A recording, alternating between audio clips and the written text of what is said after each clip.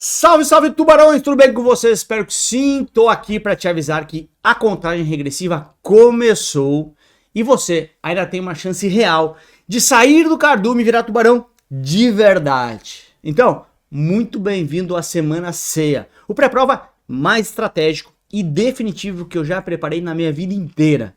Eu mesmo selecionei a dedo as questões mais cobradas da prova do CEA mais recentes para você revisar de forma objetiva e certeira e, quer saber, principalmente com muita confiança. Uma imersão total, sempre às 20 horas, um último sprint até a linha de chegada. E olha só, essa é sua última chance real de garantir a aprovação, porque a certificação C vai deixar de existir lá no final do ano. A Ambima já anunciou, a janela está se fechando. E sabe o que torna essa semana ainda mais especial? Porque ela vem junto com o encerramento oficial de um legado. O último Missão Ceia da minha história. Esse projeto, que nasceu lá em julho de 2020, já transformou a vida de mais de 25 mil alunos. Gente comum, que virou referência no mercado financeiro com o meu método de aprovação. E agora é a sua vez. E para te acompanhar nessa jornada, você pode baixar gratuitamente o material com todas as questões resolvidas. É só clicar na descrição e se preparar para mudar de patamar na sua carreira. Eu sempre digo, né? Mas o topo da montanha tá te esperando. E a vista aqui de cima, tubarões, ela é demais. O estagiário possui a sua carteira dividida entre FIA e ETF, tá? FIA é fundo de investimento em ações, aquele mais tradicional, que você... fundo de investimento em ações tem que ter no mínimo 67% da carteira comprado em ações, né? Aquele fundo mais tradicional, aquele fundo que você negocia no balcão do banco, né? Com o gerente do banco, compra ou vende e tal, você tem que passar a ordem para ele, tá? E ETF, ele é, o que é um ETF? Um ETF é um fundo referenciado também, um fundo indexado, porém, porém, ele tem uma característica, ele tem suas ações negociadas, suas cotas, perdão, negociadas em bolsa. Essa é a grande diferença do fundo de investimento em ações, o FIA, para o ETF. O ETF é um fundo negociado em bolsa de valores.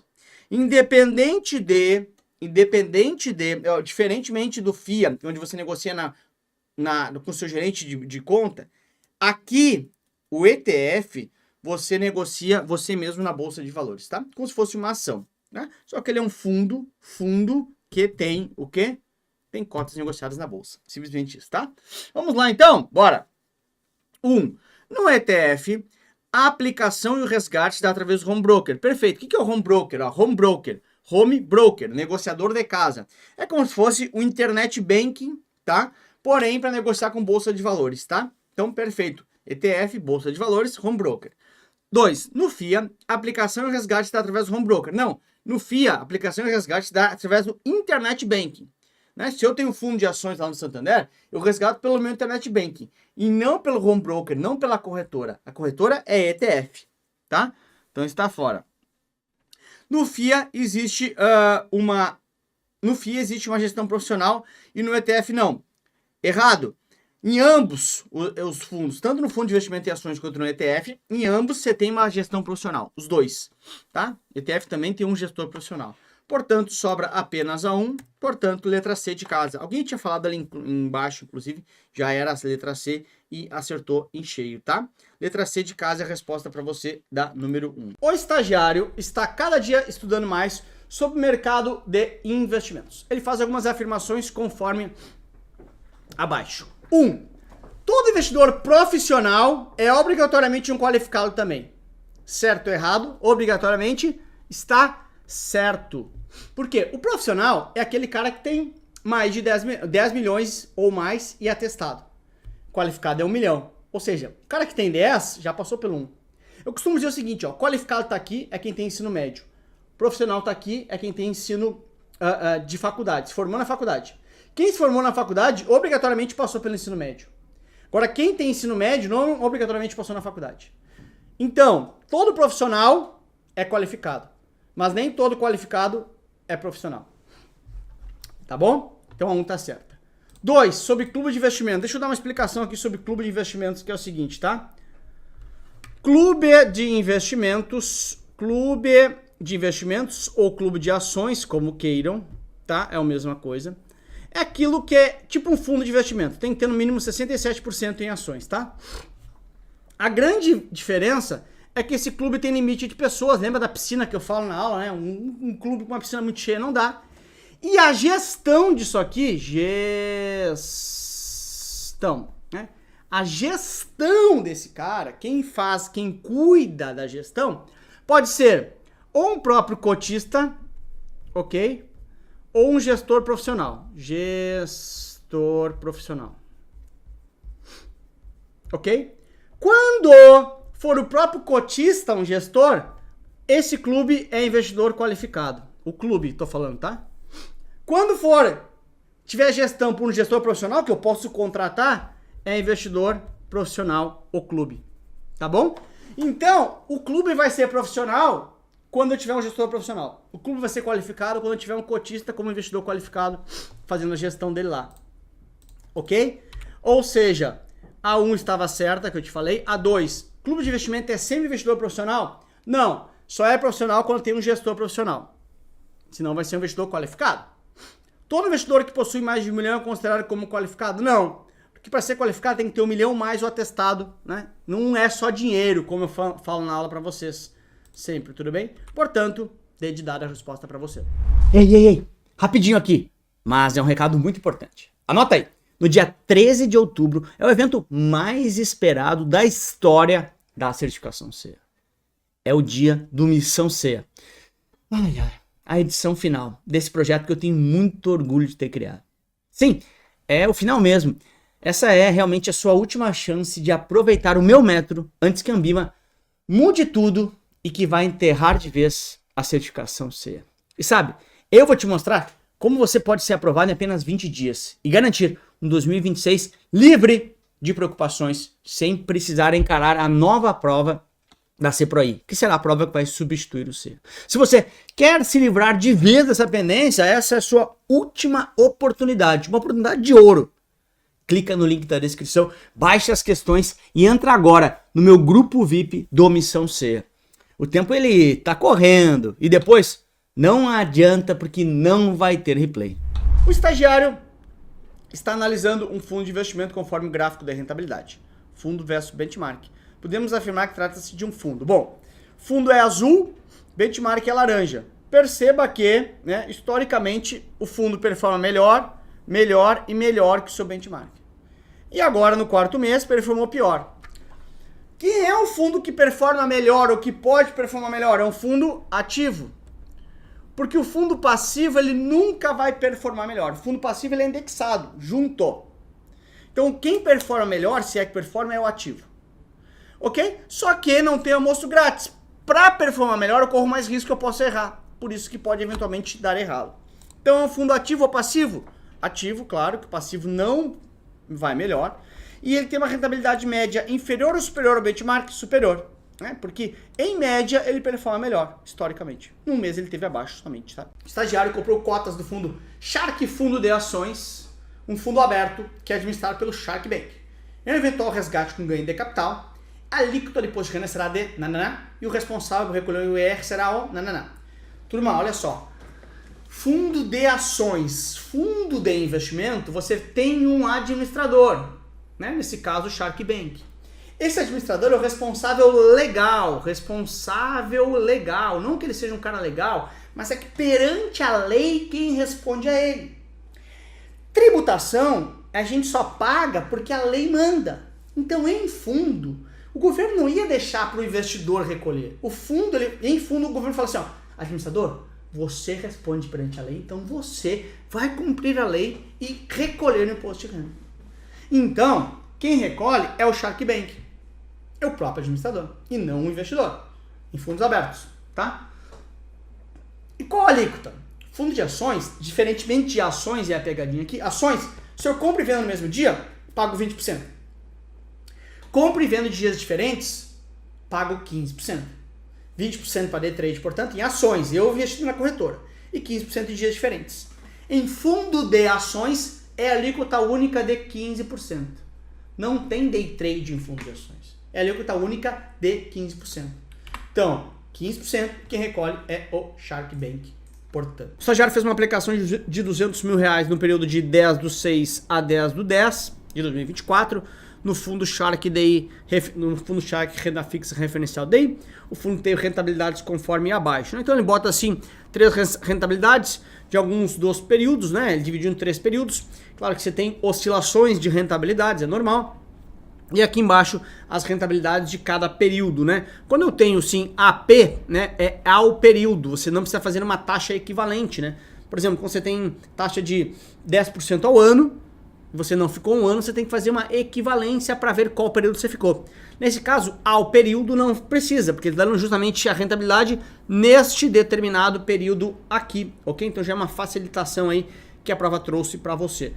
Vamos calcular então qual que foi e o que ele está pedindo aqui é justamente o resgate líquido, né? Ou seja, após o imposto de renda. Deixa eu pegar minha HP e trazer para cá. Ela surge aqui, né? Deixa eu ver se vai dar para aparecer. Dá. Então vamos lá, né? Zeradinho HP aqui, 200 mil, bem simples, né? 200 mil, Enter, 1,4% mais, né? Ou seja, adicionando 1,4%, né? Que é essa teclinha aqui, percentual, ok? Chega a 202.800, que foi o valor que ficou depois do primeiro período, ok? 2,5%, deu Enter, 2,5% mais, segundo valor, e aí Enter de novo, 0,7% mais. Tá ali, 209.325. Porém, vamos por partes aqui, é esse meu resgate, Lucas? Seria a letra B? Não é. Por quê, né? Porque esse é o valor bruto, né? Sobre o valor bruto, eu tenho que tirar imposto de renda. Porque a questão pediu, conforme já tinha indicado aqui, né, o valor líquido desse meu resgate. Então, se eu trouxer para cá, o que eu tenho que entender, né? Tem que entender que o imposto de renda, nesse caso, é mais de 30 dias, então só incide de imposto de renda, não vai ter o IOF, né? O imposto de renda, nesse caso, não, mas em todas as aplicações, exceto PGBL, lá na Previdência, ele incide sobre o lucro, né? Ou seja, sobre quanto mais rico eu fiquei. Então, nesse caso aqui, eu tenho que incidir imposto de renda sobre os 9.325, né? Então, eu vou pegar aqui HP, vou tirar 200 mil da aplicação, né? Tá aqui, esse é meu lucro. Sobre esse meu lucro, eu tenho que pagar o imposto de renda. Imposto de renda aqui, como é daqui do mês 6 ao mês 10, ou seja, mais ou menos 4 meses ali, né? Eu estou indo na primeira faixa do imposto de renda, que é de 22,5%, né? Lembrando, até 6 meses 22,5%, depois 20%, 17,5% e 15%. Então é só pegar esse valor aqui, 22,5% menos, tá aqui, 7.226, né? Se eu botar de novo o meu aporte, né, 200 mil, 207.226, portanto, letra A de amor é a resposta para você. Você pode se confundir aqui, como ele quer o resgate total e não o lucro, né? O lucro foi 7.226.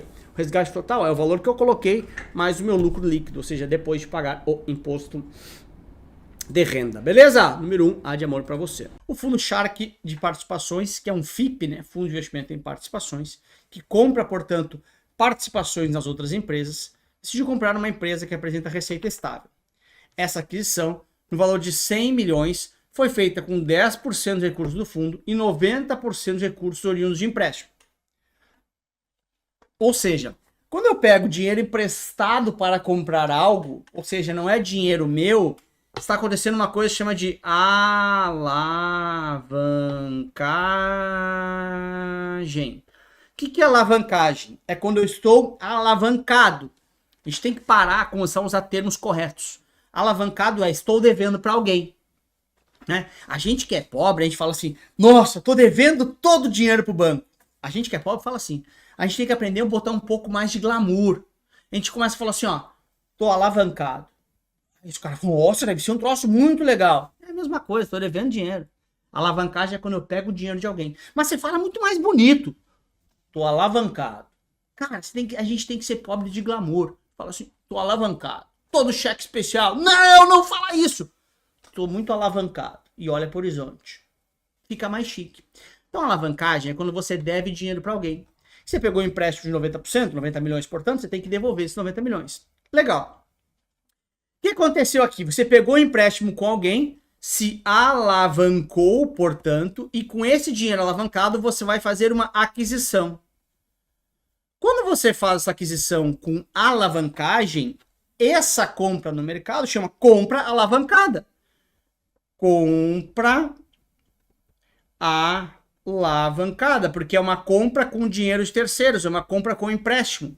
Você está comprando uma empresa pegando dinheiro emprestado de alguém. E aí, só que a prova dá uma complicada e fala assim, ó, leverage buyout. Simples assim, letra D de dado. Leverage buyout. Ai, o que é isso, Lucas? Buyout é aquisição, leverage é alavancado, com dinheiro de alguém. Então, leverage buyout nada mais é do que compra alavancada em inglês. Portanto, letra D de dado. Essa operação é conhecida como LBO, né? Leverage buyout, como queiram. Nada mais é do que uma compra alavancada. Se você traduzir, bem isso, né? Buyout é aquisição e leverage é alavancada. Aquisição alavancada. Quando eu pego dinheiro de alguém para comprar uma outra parte, né? Split é quando é desdobramento de ações, não é o caso. Cisão é quando eu tenho uma empresa, um pedaço eu particiono e jogo para o outro. E doação não é o caso também. Então, leverage buyout nada mais é do que compra alavancada. Termo em inglês aí, você poderia matar a sua questão. Nunca tinha caído na história do C, é isso, tá? Mas enfim, caiu lá. Então, na próxima, você já matou porque você assiste às pré-provas. O estagiário fez uma aplicação no fundo Shark Imobiliário. Ele fez essa aplicação para ter benefício fiscal nos seus rendimentos mensais. Sendo assim, quais são as regras exigidas para que ele tenha essa isenção? Bom, deixa eu pegar uma página em branco aqui para a gente conversar, que é o seguinte, tá? Fundo de investimento imobiliário, eu vou ter duas tributações, tá? Sobre a renda e sobre o ganho de capital. O que é ganho de capital? Ganho de capital é vender a minha cota por um valor mais caro do que eu comprei. O que é renda? Mensalmente distribuição de renda. A renda, se eu sou pessoa física, eu posso ser isento de imposto de renda. Eu já vou te explicar quais são as regras. E o ganho de capital eu tributo sempre a 20% com alíquota única de imposto de renda, 20% no ganho de capital, que é vender a cota mais cara. Tá? Quais são as regras para esse fundo tão ser isento na distribuição dos dividendos? São 3 regras que o fundo tem que seguir, tá? Primeiro, que esse fundo tem que ter pelo menos 100 cotistas. Antigamente era 50, agora são 100. A ideia é o quê? Que seja um fundo que tenha feito por várias pessoas realmente, não um fundo que eu criei para eventualmente eu sozinho passar os imóveis para um fundo para eu ter isenção, né? Então tem que ter um fundo de pessoas realmente. Para garantir que é um fundo de pessoas, ele tem que ser negociado em mercado de balcão ou de bolsa, né? Ou seja, tem que ser público. Além disso, eu, Lucas, não posso ter mais que 10% total de cotas. Tem que ser pulverizado realmente. Essas são as regras para ter isenção, perdão. Então, vamos lá. Número 1. O estagiário não pode ter mais de 10% total de cotas. Perfeito. 2. Tem que ter pelo menos 50. Não. São 100 cotistas. Tá errado. 3. Tem que ser negociado no mercado de bolsa ou de balcão. 1 e 3 estão corretos, portanto, letra C de casa é a resposta para você.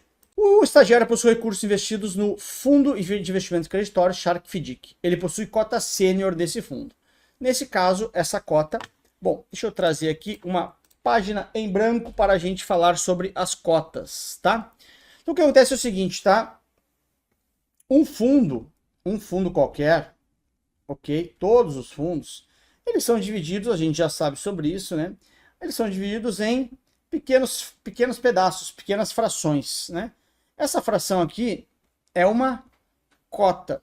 E cada cota tem o seu cotista, tem o seu dono, tá? Aqui sou eu, vamos supor que seja cotista de um fundo. Beleza, tá? Pode acontecer que o fundo venha à falência, né? Quebre. E não tenha dinheiro suficiente para pagar todos os seus cotistas. Como que faz daí, né? Quem é que paga? Meu Deus do céu, eu tiro o dinheiro para cima, vê quem é que vai pegar antes, tipo balão surpresa de uma festa? Não.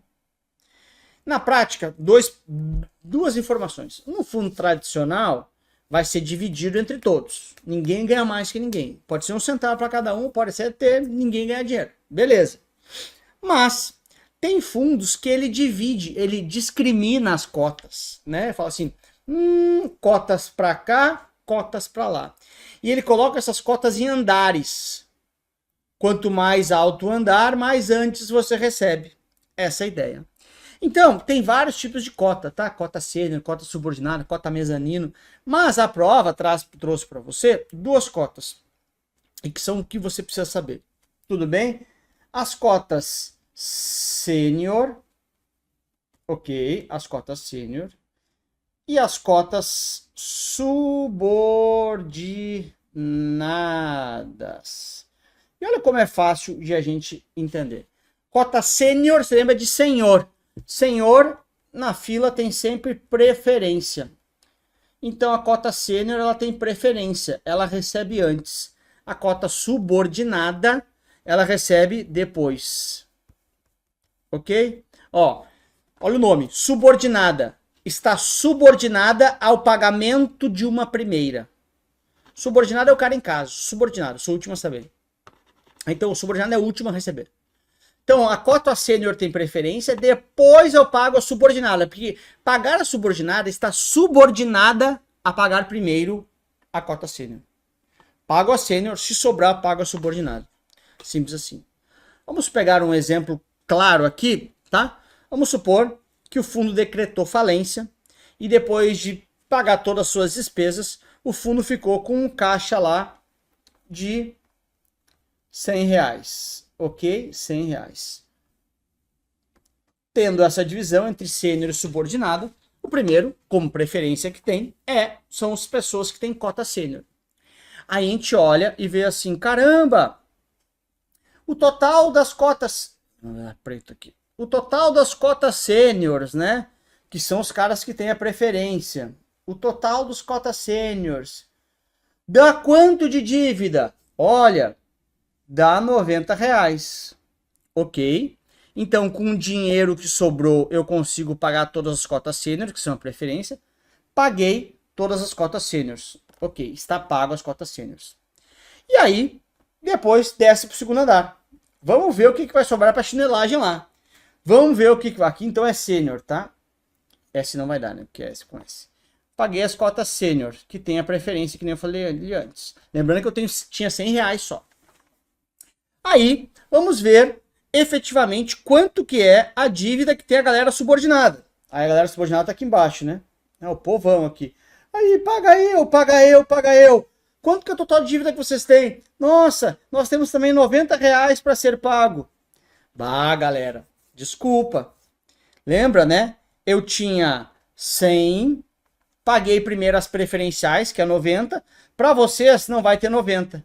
Vai ter só R$10 se vocês se dividem entre vocês. Caramba, não é justo. É assim. Logicamente, os caras das cotas sênior pagaram mais caro para entrar e os caras da cota subordinada pagaram mais barato para entrar. Tá? Bora lá responder isso aqui? Só se for agora, né? Não, então, as cotas sênior. Essa cota. 1. Não se subordina às demais para fim de amortização e resgate. Perfeito, né? Não está subordinada a ninguém. Tá? Ela é a primeira. Possui isenção fiscal? Não, não tem isenção fiscal. Possui mais risco que as subordinadas? Não, possui menos risco, né? Porque ele recebe antes, então tem menos risco. Portanto, apenas a C está correta, apenas a 1 correta, tá bom? O estagiário está analisando a rentabilidade de fundo multimercado composto por 10% em moeda estrangeira, 30% em renda variável, 60% em renda fixa pós-fixada. Então, multimercado, ele compra vários mercados. Essa é a ideia. Durante o período, aqui estava a valorização desses ativos, né? O dólar subiu 15, Ibovespa caiu 20, né? Então que seria o segundo ponto aqui. E o DI acumulado no período é 10%, sendo que o cara paga 100% do DI. Qual foi, desconsiderando taxas de custos operacionais, qual foi o retorno aproximado? Caiu na sua prova. Aqui é HP. A única chance de você errar seria se você errasse aqui desvalorização com valorização. Vamos pegar HP para calcular isso agora, olha só. Então, aqui está a minha HP. Vamos zerar ela aqui. Zerei tudo, beleza. Então, olha só, o que eu tenho que fazer, tá? Tem que fazer cada uma dessas variações, cada uma desses pesos, perdão, conforme essas variações. Bora lá? Bora lá. Vamos fazer o primeiro, então, moeda estrangeira. 10, Enter, 15%. 1,5%. Porque 10% da minha carteira oscilou 15%. Jogo isso no Soma Mais, para ir colocando lá na minha caixinha das somas. Soma Mais. que é esse 1 aqui? Esse 1, a HP está dizendo, guardei para você no Soma Mais uma pessoa. Porque realmente é um só por enquanto, né? Vamos fazer outro? Bora. 30 Enter, né? Que é 30% de renda variável. 20%. Só que é desvalorização. Então, CHS, para ficar negativo. Soma Mais. 2 carinhas estão guardados. Olha o que eu fiz, tá? 30 Enter, 20% CHS, para ficar negativo. 2 caras estão guardados aqui, Lucas. Beleza. Vamos para o terceiro. 60 Enter, 10%. Né? 6%. Soma Mais. Lucas, tenho 3 nessa gavetinha. Então, agora, para recuperar a gavetinha, eu vou recuperar, recall, né? 2. Então, recall 2. Tá ali, 1,5%. Foi a variação da minha carteira. Quando tiver assim, tem várias formas que você pode fazer, não tem uma forma única, tá? Mas há de amor a resposta para você. Então, o que eu fiz basicamente? Peguei cada um desse cara e joguei na sua variação. Esse cara, joguei na sua variação, aqui negativo. Esse cara, joguei nessa variação. Tá? E joguei tudo no Soma Mais, depois os recuperei. Estagiário, eu falar sobre o fundo de investimento fechado, ficou confuso. Ele perguntou ao assessor, se eu tiver a cota de um fundo fechado e quiser me desfazer dela, onde eu posso vender essa cota? Então o que acontece é o seguinte, deixa eu te dar uma mini aula aqui sobre fundo de investimento fechado, e o exemplo que eu sempre uso, tem vários fundos de investimento fechados, né, mas o exemplo mais legal, assim, mais dia a dia, mais claramente que a gente enxerga, é o fundo de investimento imobiliário, ok? Onde eu pego meu dinheiro, coloco nesse fundo, esse fundo vai lá e compra, por exemplo, um prédio corporativo, várias salinhas aqui, e esse prédio corporativo, então esse inquilino aqui, paga aluguel para o shopping, e o shopping repassa aluguel para o cotista desse fundo de investimento imobiliário. Legal! Esse fundo aqui é um exemplo de fundo fechado. Por que é fechado? Porque ele não permite resgate. Ele fala assim, olha cara, eu não consigo te dar resgate. Porque o que é o resgate de um fundo de investimento aberto, né? Fundo de investimento aberto é o seguinte, ele vende o ativo, a ação, transforma em dinheiro e te dá o resgate. Como que um fundo vai vender um pedaço desse ativo? Ou todo o ativo? É um prédio, não é uma boa liquidez. Então não tem resgate. Então ele fala assim, olha, eu não tenho como te dar resgate, mas você pode achar um outro amiguinho para colocar no seu lugar. Aí você vende essa cota para esse amiguinho e eu passo a pagar o dividendo, né, o aluguel para esse amiguinho. Isso chama mercado secundário, quando eu vendo para o segundo dono. Eu comprei isso, teoricamente, né, se eu participei de quando esse fundo abriu, do mercado primário, fui o primeiro, quando eu compro e coloco o dinheiro dentro do fundo. A partir disso é mercado secundário, onde os investidores trocam entre eles e não afeta o caixa do fundo, que é o segundo, terceiro, quinto dono. Então é por aí que eu consigo ter liquidez no meu dinheiro, tá? Então mercado secundário. Deixa eu dizer as outras, porque não são mercado primário, é quando eu entro na abertura, né? Coloco o dinheiro no fundo, o dinheiro vai para o fundo. O próprio cotista resgate diretamente com o fundo, isso são fundos abertos, e nenhuma das anteriores não é verdadeira também. Então, C de casa, acho que foi toda C, né? Acho que eu vi um A só. A minha criatividade para fazer gabarito é um troço, né, invejável. E assim, a gente encerra mais um módulo da Semana Ceia. Mas, antes de você sair, presta bem atenção. Essa pode ser a sua última chance de conquistar a aprovação na certificação Ceia. O Missão Ceia já aprovou milhares de profissionais em apenas 20 dias. Mas agora, chegamos à edição final. Depois disso, acabou e eu tô triste, tá? A certificação muda, a prova muda, o jogo vira totalmente outro. E quem deixar passar vai ter que começar tudo do zero, com uma prova nova, mais difícil e sem os atalhos que a gente já sabe. No dia 13 de outubro, acontece o grande evento final do Missão Ceia. Se você não estiver lá comigo, você vai se arrepender quando enxergar os seus colegas sendo aprovados e você ainda com essa pendência para resolver. Clica agora no link da descrição, garante seu lugar e vem comigo encerrar essa história com chave de ouro. Então, ainda dá tempo, mas a janela, ela tá se fechando rapidinho. Tô te esperando.